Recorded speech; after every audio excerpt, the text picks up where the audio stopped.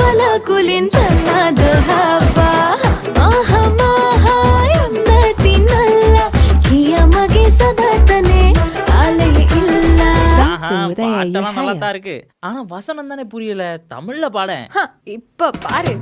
ஏனோ ஏனோ ஒன்றே முள்ள நானோ பக்கம் வந்து முத்தோ தர ஆசை உனக்கு ஏன்